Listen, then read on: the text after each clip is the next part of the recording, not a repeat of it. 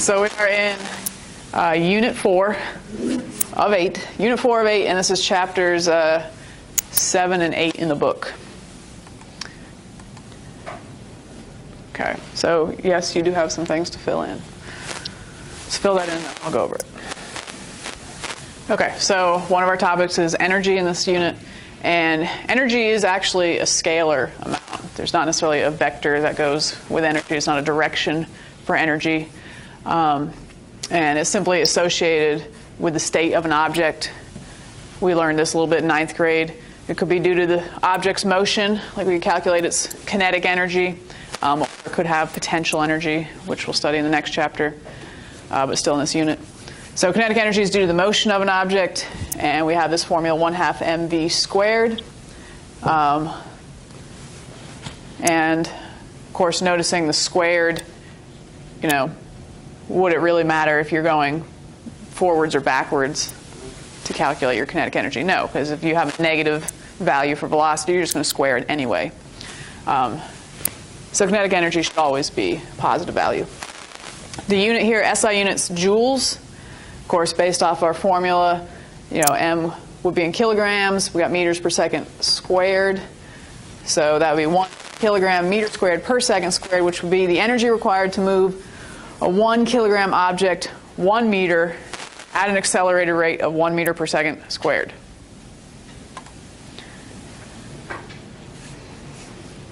Okay, another topic is work, which is also a scalar. And work deals with the transfer of energy between an object and the environment.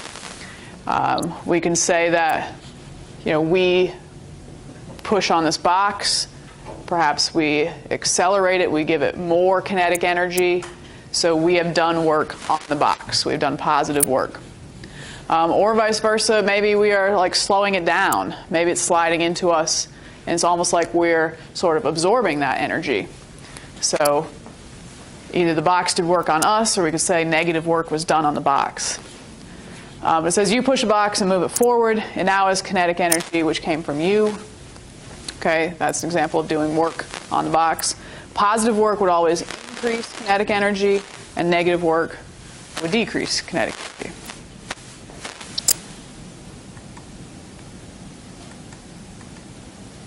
Okay, so one of our formulas is the work energy formula. Work is equal to change in kinetic energy. And what does change in mean again for any formula? Final minus initial. So that little delta would be final minus initial. We do, of course, comment that in this formula, kinetic energy is being changed by the force, but we would not use this formula. This wouldn't hold true if we were losing energy to heat. So like if there's friction, this wouldn't be true. There's sort of an amended version of this formula when we apply friction. One case where this equation when we can't would be collisions, and that's getting ahead into our next unit. We can analyze collisions easily with a topic called momentum, but in a collision, two surfaces would be touching, in opposing motion. There would be a friction scenario there. So collisions, we often would want to analyze that situation by studying momentum and not necessarily studying just change in kinetic energy, because there's some unaccounted for friction there that we can't necessarily analyze. All right, we got a few checkpoints. All right, page 132, checkpoint number 1. It says a particle moves along an x-axis. Does the kinetic energy of the particle increase, decrease, or remain the same if the particle's velocity changes from negative 3 meters per second to negative 2 meters per second? So does the kinetic energy increase, decrease, or stay the same? Decrease. Because this is kind of what I was mentioning earlier. Does it matter if the velocities are positive or negative? No, because what do you do in the kinetic energy formula? You square it. 1/2 mv squared. So if you're going to square the velocity, it doesn't matter about the negative signs anyway. So that would be decrease. How about B? Stay the same. All right, and C, in each situation is the work done on the particle positive, negative, or zero? Well, base that off of the answers you just gave me.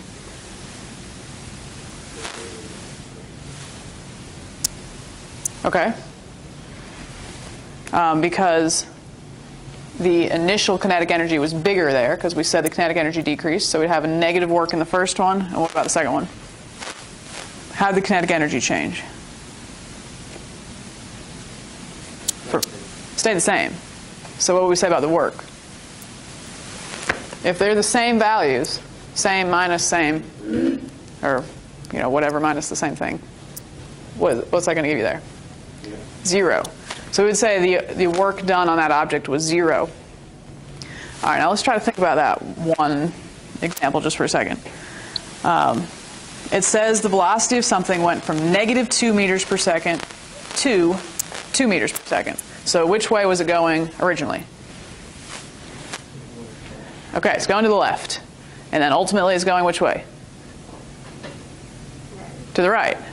So how is it, like, if we're completely changing directions, how can we say there was no work done on it? Well, surely there needed to be some work to change its direction. We would say the net work is 0. At certain instances, we could say that work was done. And the situation I'd like you to think about is a spring, because we're going to talk about springs later. Imagine this object is sliding to the left, your left. And it hits a spring. Okay, well, what's going to happen to that? It's like a horizontal spring. It's going to compress, and then ultimately do what? Push back. Okay, so spring is slowing down the object. So originally, we actually would have negative work done, slowing down. Now the spring pushes back. The force is going in the same direction of motion. So now the spring is doing positive work. But the overall is 0. So the net work in that whole situation is 0. It's not to say work wasn't done, but the net is nothing. All right, deriving the work equation, because we love to derive equations. All right, try to prove our change in kinetic energy formula here. And remembering that kinetic energy is 1/2 mv squared. In this simple situation, a force is applied to this particle here at this angle. Perhaps it's like a bead on a string because it is moving to the right. So it is stuck on this track to the right. It's got initial velocity, final velocity. It goes a certain displacement, d.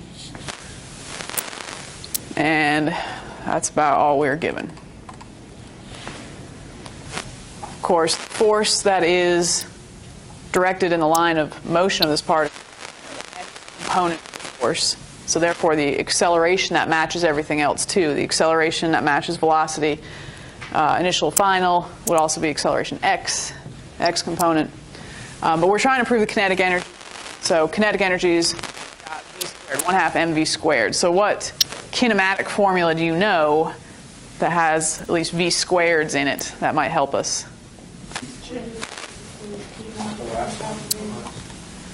Yes, the last one. And come on, pen.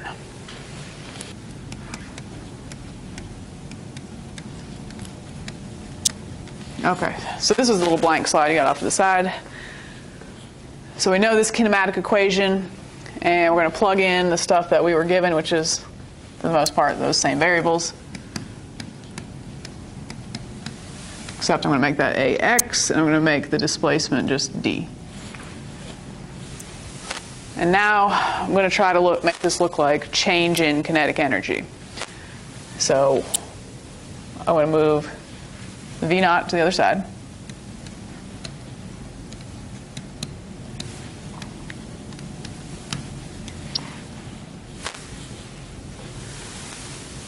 And okay, so now this still looks really not like kinetic energy, but how could I make, what am I missing for my kinetic energy formula? Mass, okay, so I'm going to go ahead and multiply mass through on both sides. And not just mass, but what else? What's the kinetic energy formula? 1/2. So multiply everything through by 1/2. M.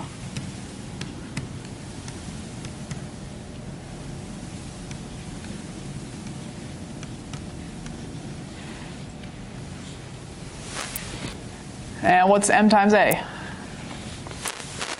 Force? Yes, and specifically it should be the X component of force. Very good.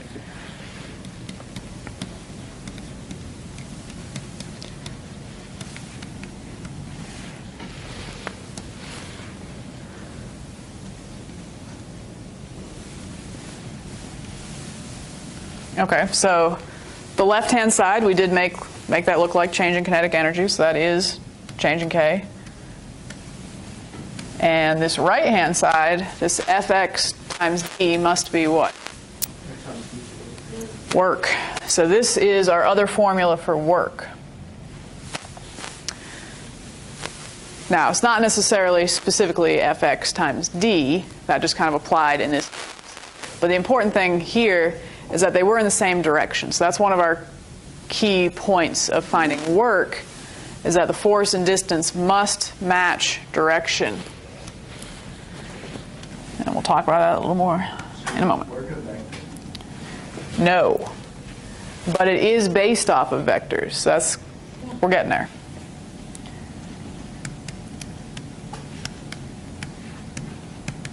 Placement.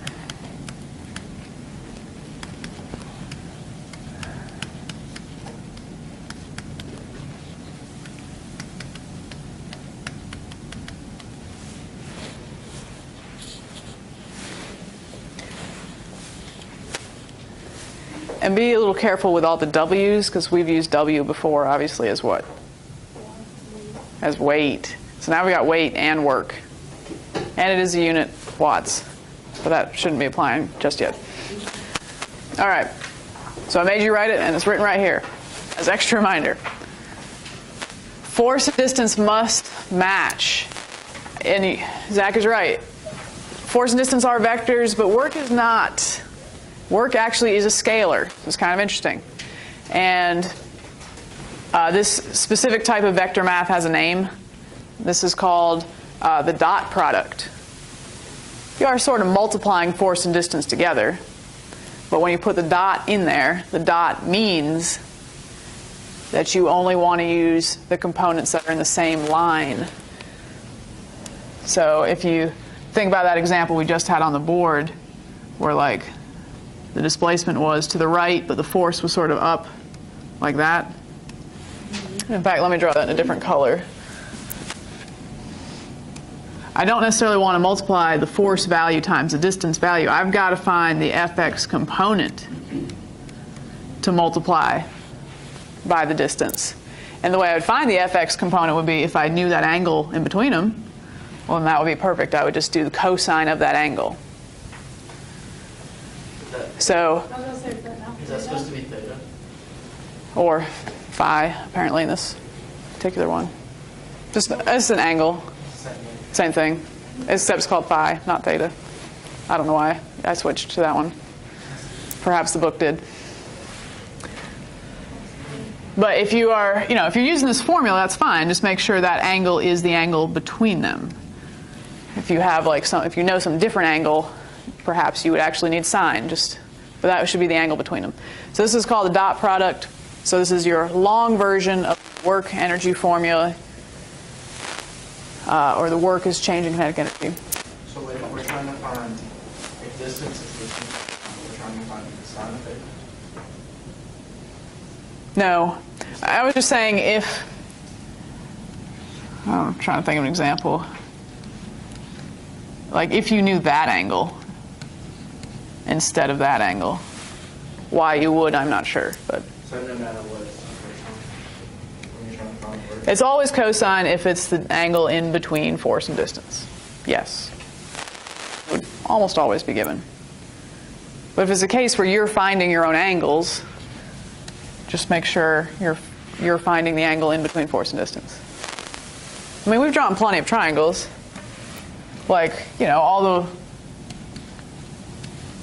weight component triangles, you know, that I drew like this. You could just have easily have drawn it like this. You just would need to know where your angle went. Yeah, no, I'm saying that like, if you're trying to find like the force or the work of a vertical motion. Okay, so the direction is up, the distance is up, it's moving up. Which way is the force? I guess it would still be outward. Okay, if you want your force over here, and you know that angle, it's still cosine. Yeah, okay. Okay, good question. All right, to 133. Okay, checkpoint number 2, 133. It says the figure shows 4 situations in which a force acts on a box while the box slides rightward a distance d across a frictionless floor. The magnitudes of the forces are identical. Their orientations are as shown. Rank the situations according to the work done on the box during the displacement from most positive to most negative. Well, if our formula for work is force times distance, we know all these distances are to the right. So we're looking for A, the biggest force, and the force that is most in line with our distance, because that would give us the biggest x component. So D would definitely be the most positive work, then what? C, B, and A. And in fact, what is the work done by that force in picture B?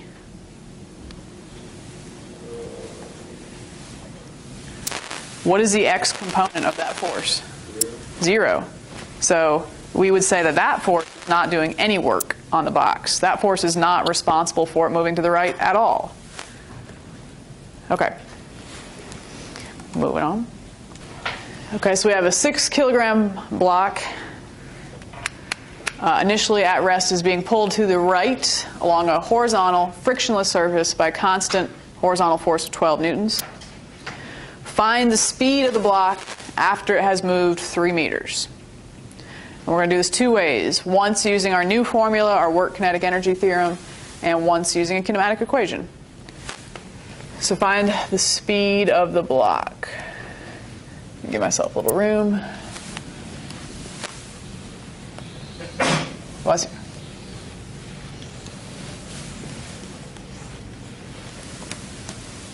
So this shouldn't take too much space in your paper. But let's just start with our new formula.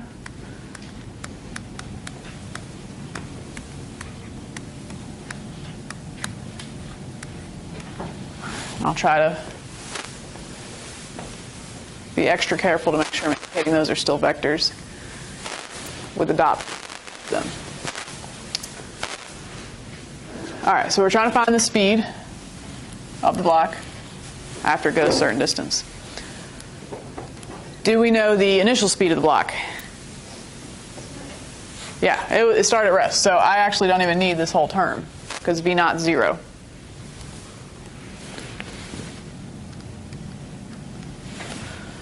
Do I know the mass of the block? Okay, 6. All right, and now, what was the distance? 3 meters, and it was like rightward. Was the force also to the right? Was it left? Was it some random direction? It's right. So, and what was the force? 12. So they match directions, so that's fine. Just multiply them together. Directions match. I don't need to worry about finding any components. And math magic. The answer is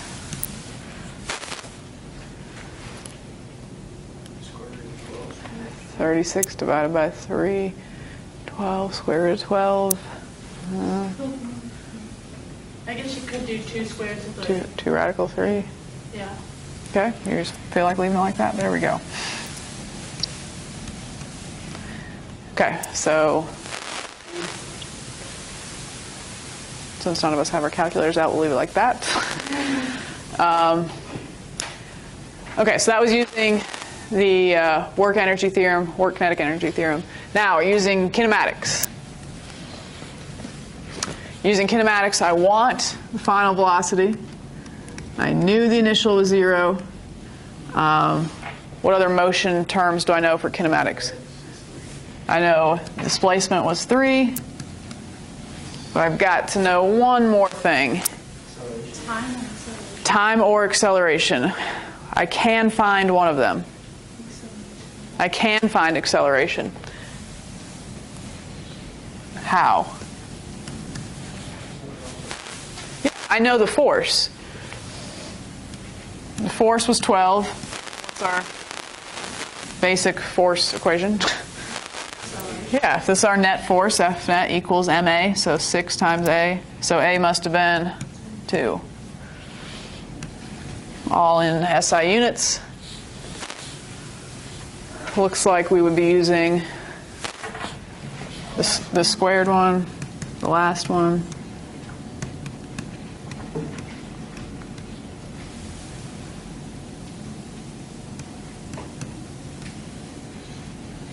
Of course, that's 0.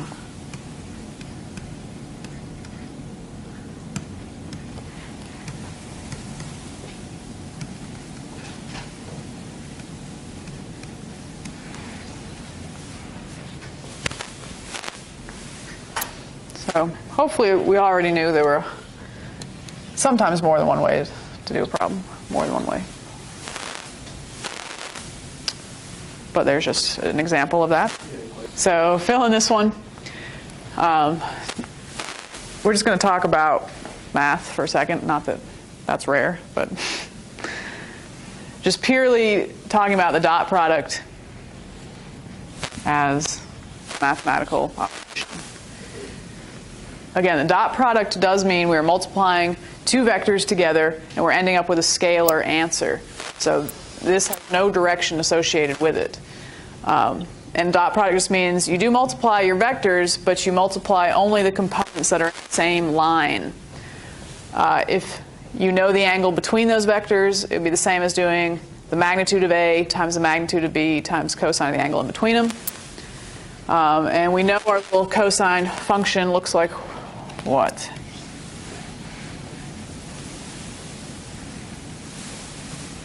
Similar to sine, but not exactly. So where would our maximum value for cosine be?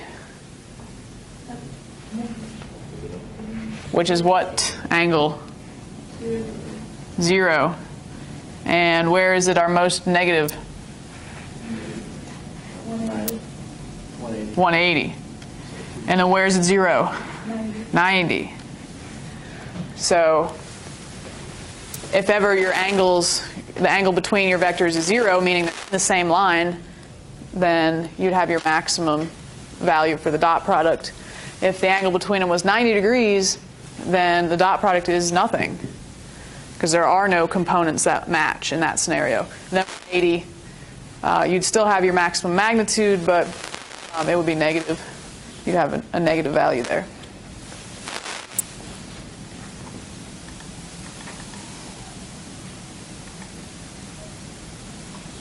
Okay, so I know this looks long. So if you have unit vectors, like where you're given the x, y, z components, you've got like this whole thing multiplied by this whole thing, and it looks super long. It really is not, because you only care about the vectors that are in line with each other. So you would only really multiply like the I times the I, or the j times the j, or the k times the k. So just like, just like you would FOIL normally. I mean, technically you would still do that, but most of your terms just going to be 0. So if you had an I times an I, what would that be? Nope. I is just... The magnitude here is simply 1. These are, the unit vector means they're vectors of magnitude 1, so I can multiply them onto anything. But the I just means this is positive x direction times positive x direction. Yeah, that would just be 1. What about any I times any j? Are they in line? No, they are 90 degrees apart from each other. So any I times any j is 0, any I times any k is 0. Basically, they just have to match. It's the whole point of the dot product. I want the components that are in line with each other. Anything else is 0. And you are adding up all of those little terms. You are getting a scalar answer. So you wouldn't do the x times the x and then stick an I on there. It's just, it is that value, and you would add it to whatever the y value is, add it to whatever the z value is. All right, page 45. So yeah, we're actually going back in time. This was back in our vectors chapter. We kind of skipped it until we needed it. But I do want to go over the dot product checkpoint here. All right, Emily, so you got this one. This is page 45. This is just a vector math question. Checkpoint number 4. It says vectors C and D have magnitudes of 3 and 4 units respectively. What's the angle between C and D if C dot D equals 0? That means it's I and J. Right. So that'd be Just the angle between them. Angle between I and J. 90. So if it's 0, the dot product is 0, those vectors must have been 90 degrees to each other.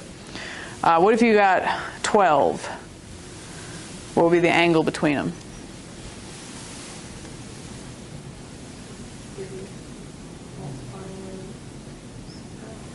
Yeah, you're just straight multiplying them. 3 times 4, that max answer is 12. That's the biggest value it could possibly be. so 0. So that means they're in line. They're pointing the same way, so that means the angle between them is 0. What if you've got negative 12, though? 180. Good. That would mean they're opposite directions, so the angle between them is 180. All right, so it says find A dot B and the angle between A and B if we're given this info.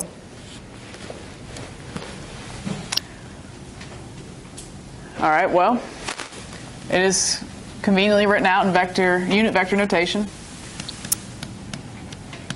So I want to dot this vector with this vector.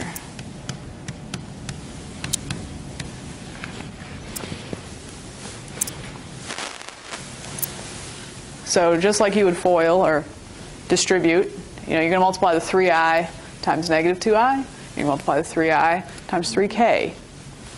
But what is 3i times negative 2i? Negative 6. Now, what's like unit vector I dot unit vector I? Just 1. So now our vector part is gone. We've gotten this scalar answer from that. So I don't put the I back on. All right, and then what would be I dotted with a K? 0. Those are 90 degrees apart from each other, so those don't count. Then I would go to the J. What's negative 4J times negative 2I? 0. Good. How about J times K? 0. I'm actually done. The answer is negative 6 as far as what the dot product is. Now, if I want to know the angle between them, so this is the first answer. This simply is the dot product. The angle between them, it would be helpful to know, of course, that other formula we were saying, AB cosine angle. That will help me find the angle. This is the value of the dot product. But what does A and B, what does that mean written like that? How do I pull out an A from this? You got to find the resultant. So you do have to take a second, draw this out. So we got 3i, 4j. Yep, and you guys should be able to do 3s and 4s in your head. 5, so however, not so much with 2 and 3. So we got negative 2, and then somehow imagining that coming out of the wall.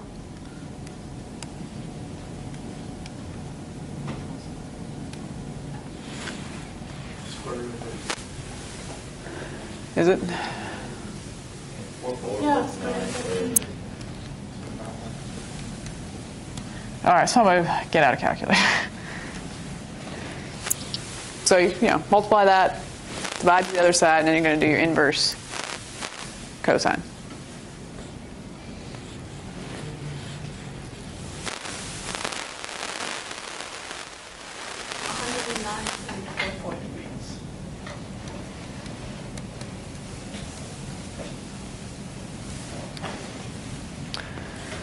So these are the three problems, and you do have plenty of time, hopefully, to finish our test corrections and do these problems in class.